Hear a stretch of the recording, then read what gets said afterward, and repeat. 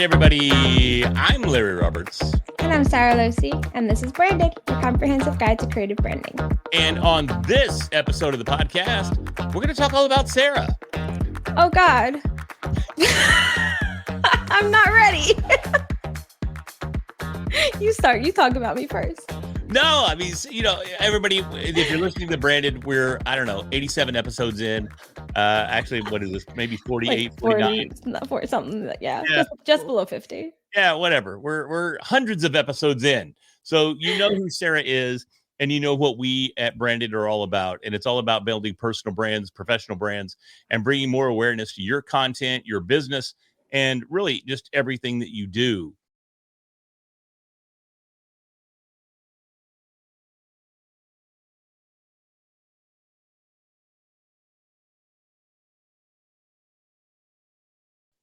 And that is writing a book.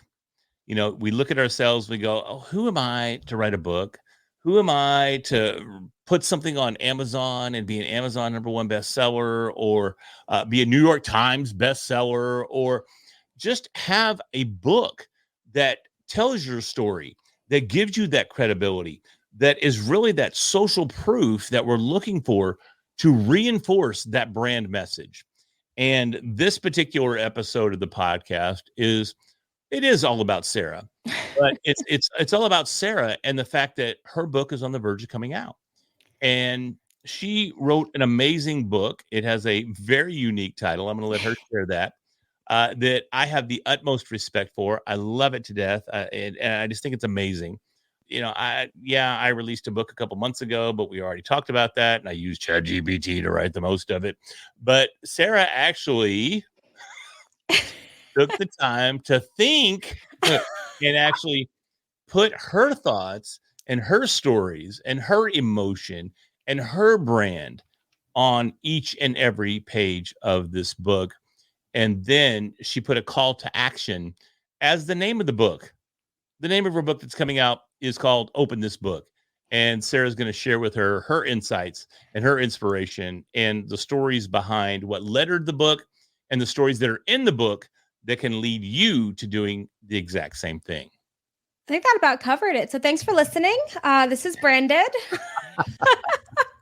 I'm on a tangent today. I'm in presenter mode because I just came off of Podcast is doing their AI conference right now, their virtual AI conference, and I presented just a couple of hours ago. So I'm still on stage. You are. You're always on stage. But no, that was the nicest intro for my book. Thank you. You are credited on the acknowledgement page for someone who is super, super supportive and helpful with me getting this book done. But I love what you said in that intro about like, who am I to have a book? And there's a whole chapter in the book about that and how we all have imposter syndrome. But the concept of my book is Open This Book, The Art of Storytelling for Aspiring Thought Leaders. And it is talking about how we tell our stories and why we tell our stories, but in the context of thought leadership. And I feel like one of the reasons we have that feeling of like, who am I to do this? Who am I to be a quote unquote thought leader? Is for like, I think people seem to think that a thought leader thinks that everyone in the world needs to hear them. And that's so not true. Like, thought leadership isn't about everyone stop and listen to me. It's about I have something to say and the people who do need to hear it are going to find it. Like, my audience isn't every single person. I don't think everyone's going to read my book. I don't think everyone's going to benefit from my book.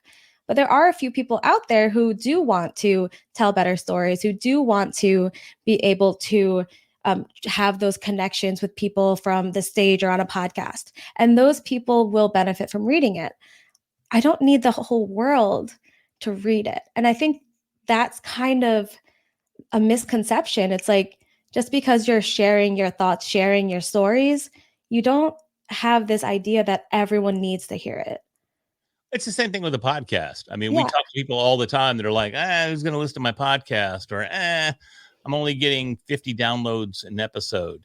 It's the same concept to your book. Yeah. You know, if you have 50 people listening to your podcast, you're influencing 50 people. If you're standing in that room, and we have that analogy that we use all the time, where if you're standing in a room of 50 people and you're telling your story, do you feel like that's a big audience?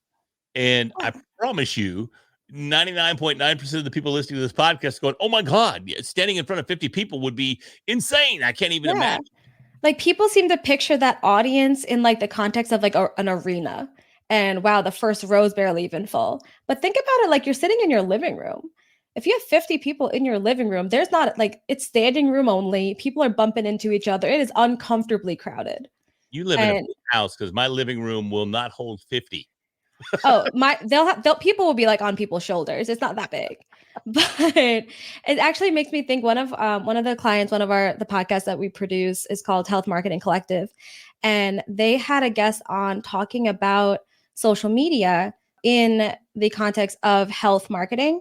And he said that you don't need to reach the entire internet or the entire world. You just have to find your people and make that little corner of the internet a happy place for them. And I really love that quote. I think that was a really great episode that they did. But that's really true. It's not about reaching everybody. It's about reaching the people who want to hear what you have to say. Well, and it's the same thing with your book, right? I mean, exactly. you're looking for people that want to understand the power of storytelling.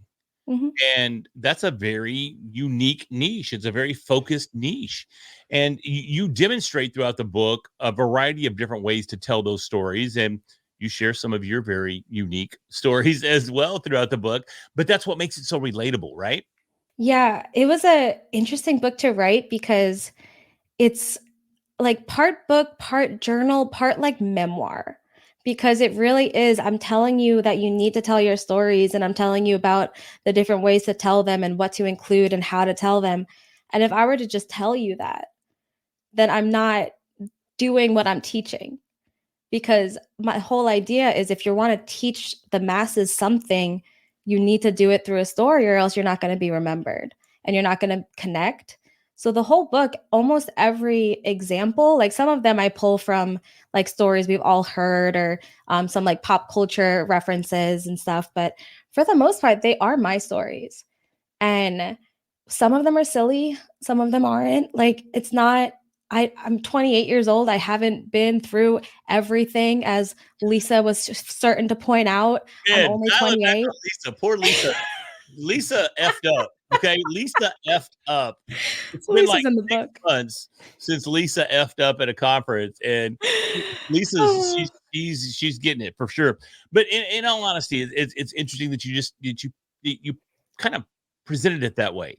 Okay, you use the word memoir, which at the same time you said you're 28, and Mhm. memoir and 28, those two typically don't go hand in hand, because a lot of, I mean, it's difficult to conceptualize a memoir when you're 28. So tell us a little bit more. And you're very brave. I'll use the word brave to use that terminology at the age that you are to share your stories. So tell us and share with us how you empowered yourself to feel confident to use that terminology and not let a number define whether or not that terminology is applicable. Yeah, well, I think part of it is like memoirs are like people confuse memoir and autobiography. An autobiography is about your entire life. It's start to finish, this is my life. And those are always written by old people, basically, because they're telling the story of their whole life. A memoir is really just about like one chunk of your life. Like, let's go deep into detail about this part of your life. And so for the book, the part of my life is my 20s. And the reason I wrote it this way was because I had one specific story that taught me everything I learned in this book. Basically, we've all heard the story. It's the stupid tattoo story that I told to Joe Saul-Sehy way back in the day, and everything kind of changed from there. But it's that story taught me what I needed to know about the importance of storytelling and how to tell stories. And if it taught me that, I figured it could teach it to everybody else. So it would almost feel unnatural for me to try to find a different way to teach it. I'm trying to do this from a place of authenticity. So why, if I learned it through this story, this experience that I had, what am I going to do instead? Just go and like research other ways I could have learned this and teach it that way? Like it just didn't make sense. So I'd rather use my experiences and let people know that it's okay to share silly stories. It's okay to share like emotional stories. As long as you're getting to the goal that you have, just tell it because someone's going to want to hear it. And the way that you tell it is going to make you memorable and it's going to make you have that impact. That's a great testament to exactly what you did to write your book. And I love that. And I think it'll inspire a lot of people that are listening right now as well. Kind of give some insight, Sarah, because I mean, you took, we'll call it the scenic route. And I call it the scenic route because you wrote it from a traditional perspective. So give us a little bit of insight into that creative process and in that writing process. How can people that are listening right now learn from you and write their own book? Yeah, it has been a pretty long, I think it's we're in April now. I think I started it around April last year. So it's been about a year that I've been doing this. And that's honestly, from what I've heard from other people, that's not even that long. And but it's also not a very long book. It's not a novel. It's just a 200-page little book that I wrote. But it started I love it. It's just a it's a 200 little book. it's just It's just 200 a, page there's little book. pages and words and stuff. It's just, it is what it Just is. 3 inches thick, and when you put it on the desk, it makes a thud. It does. It has a spine, but there's words on it. It's a book. and hold on now. That's I almost cussed because I took that as a personal dig. I didn't mean it to be. You said, "Oh, it's got a spine," and, So, and when I quote unquote wrote my book, and I did write chapter 3. Thank you very much. When I wrote my book, that was my goal. it's was just to have a spine. I wanted to make sure it was thick enough to have a spine where you could see the Yeah. title and my name and my little red hat logo. So having the spine was absolutely critical to me. But my approach was Yes. So totally that different. was not meant to be a dig at you, No, I it was. promise. It was. It It was was. really because I went around to different bookstores in my area to see if like they would carry my book or if I could do some kind of like book event at their store. And every single one asks, does it have a spine? Because that is one of the criteria for actually being in a physical bookstore. Like any book, basically, if you go through the right channels, you can be on Barnes and Noble's website because it's just a very similar process as Amazon. But to actually be in their store, one of the main criteria is it has to have a spine. So that is why I said it, I promise. Yeah, sure. But no, Um, you're right because you have to have that spine there because most of the yeah. books, they're in there with the spine facing out. Some Mhm. books will be highlighted with the covers facing out, but Yeah. primarily, they're just like in a library. All you see is the spine of the book. So Yeah. So yeah, that is definitely something that you need. So promise it was not a personal attack. oh, it was a personal attack. I'm feeling so attacked. One of the things that I learned through the process though is just you cannot give yourself a deadline. That was my biggest lesson with this book is not to give myself a deadline because I had one. It was like October. And that meant I had to have the book like the draft done in like late August if I wanted everything done. And that did not happen. Well, it's It, only we're only in April. We're not May. Is it May? I don't know. it's April, going on May. All right.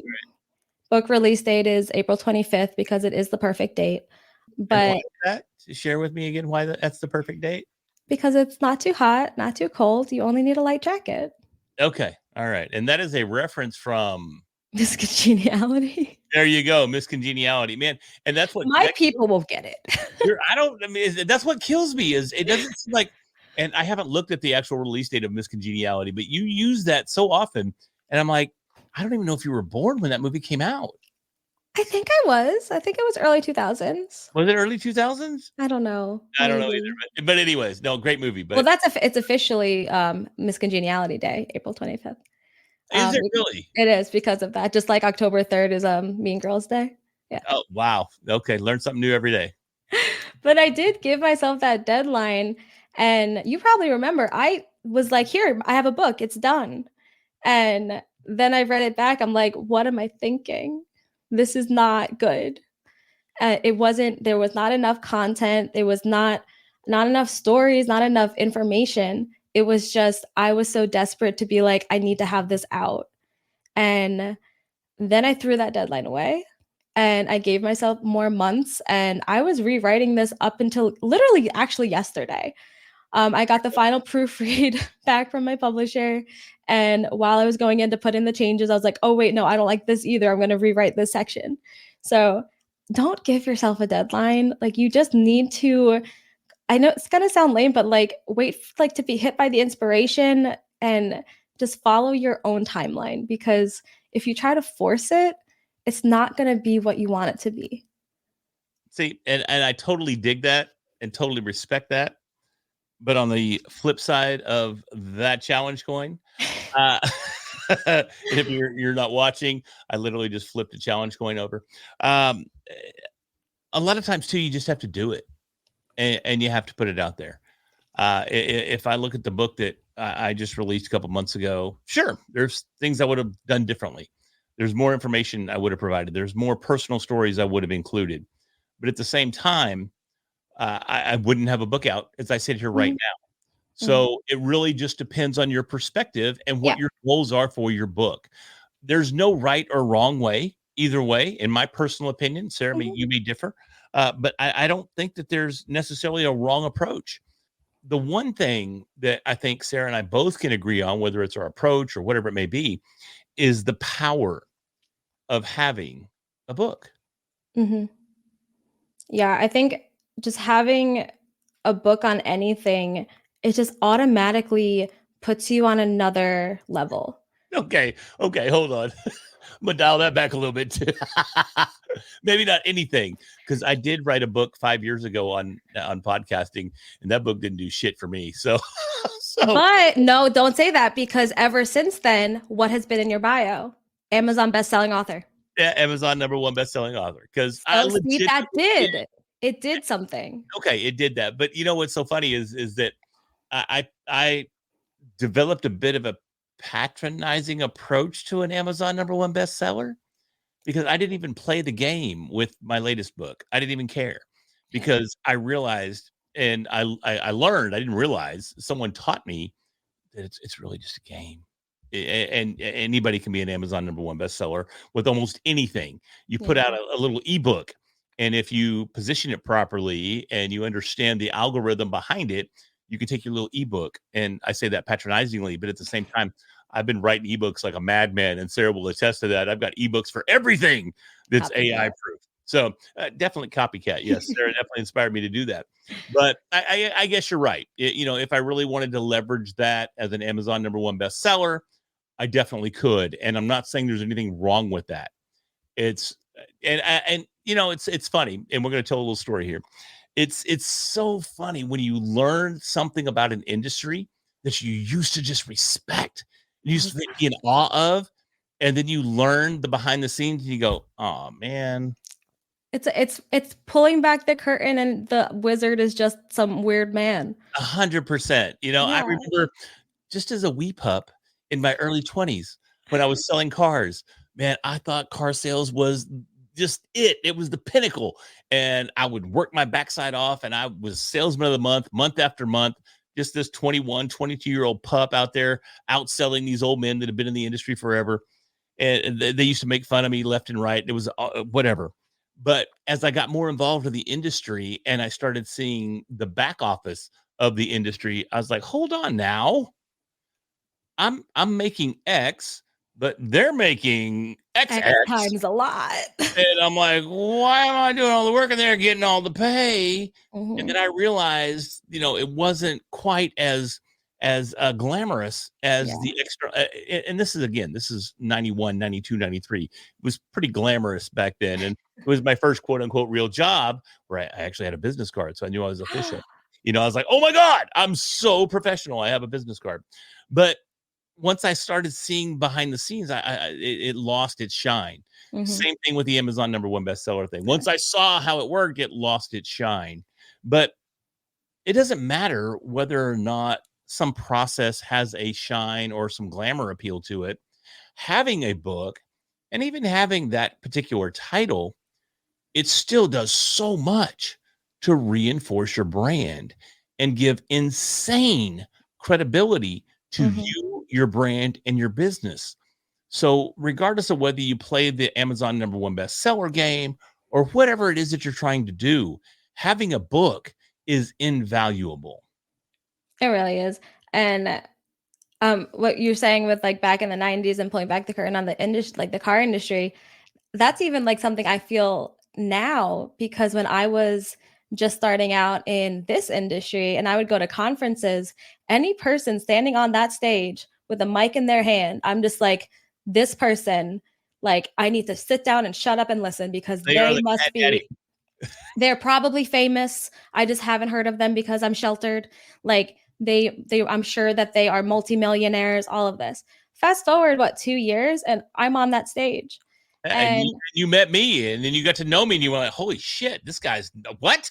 This is yeah. But seriously, it's like I look at those people just like they must be experts. They immediately have my respect. But then I'm on those stages and I'm like, oh wait, this wasn't that hard. Like they just applied. And not to say that anyone that's speaking at these conferences isn't worth like all that respect and everything. Of course they are, but it makes it feel a little differently when you're one of them. yeah, And it's yeah. kind of like I don't remember who said it, but it's like I don't want to be a part of any club that would have me. Like I'm like, it kind of lost its shine once they let me in. I don't know. Maybe that's just me. I think that goes, man, that's opening up a whole nother avenue of conversation. We need to go back and revisit imposter syndrome again, I think, or something along those lines. That's I think that's chapter 7. There you go. There I you go. think. So maybe Sarah, after we do this recording, you go back and you read chapter 7 of Should I your read book. my book? Maybe that might be helpful. It's chapter 4. Chapter 4. All It right. starts on page 51. There you go. Chapter 4, page 51. Imposter syndrome. Clubs still have value, even if Sarah is a member. So It's so true though. Like you didn't feel the same way. Like you didn't go to conferences and be like, wow, and then you're on the stage and you're like, this. yeah, 100%. Yeah. I do. I mean, all day, every day, every conference I go to, it's very, very difficult to keep that shine on whatever it is that you're doing. Once you do it, and I mean, we'll take it back even further. We'll go back to the karate days, and I've probably shared this before, but you get that black belt, and you're thinking, man, if I'm a black belt, I'm gonna be the cat daddy, and everybody's gonna love me, and it's gonna be awesome, and I'm gonna be the pinnacle of life. It's gonna be great. And then you get that black belt, you're like, oh, okay. Well, this is cool. Well, when I get that second degree black belt, it's gonna be the shit. Wait, it gets blacker? It doesn't necessarily shades. It doesn't get. You just get a stripe. You get an extra stripe on the belt. Every rank gets you an extra stripe on that belt. So you keep looking for the next thing. You keep looking for the next thing. It's a hedonistic treadmill. I don't know what that means, but it sounds interesting. Google it. I'll have to, because I have no idea what a hedonistic tread. I mean, when I think hedonism, isn't that like a conference for nudists or something? I don't know what that is. Hedonism is the search for like just joy, pleasure, all of that. Okay. And the hedonistic treadmill is like once you get it, then you just want something else. So you're just like constantly moving. It never stops. Okay. You never get to a destination. It's just like, yeah. And you're doing it naked. If you want. Okay. All right. But anyways, I got way off track there. Anyway, that's the whole point. But again, we had some fun with this conversation.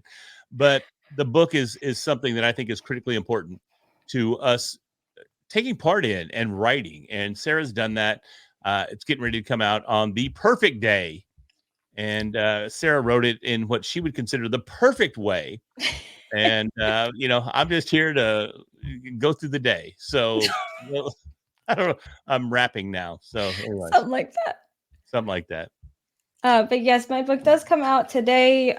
Is the 23rd, I want to say. And my book comes out on the 25th. So this Thursday. And it will be everywhere, including Amazon, of course, or you can find it on openthisbook.com. that just got real salesy. But hey, go buy my book. With that, I know you'll get a lot of value out of Sara's book. I know she got a lot of value out of writing the book, and I got a lot of value in watching her journey through that process. And hopefully you can buy her book, get some value out of that book, come back to us, tell us all about it. But we really appreciate you listening, and hopefully you learned a little bit of something here, and we've inspired you to write your book. So, or open mine. Or even open hers. That'd be great too. So 2 days from now on the 25th, open Sara's book. So with that, do us a favor. If you like this episode, hit that subscribe button so we can bring you this episode and many, many more each and every week. And with that, I'm Larry Roberts. And I'm Sara Lewis, and we'll talk to you next week.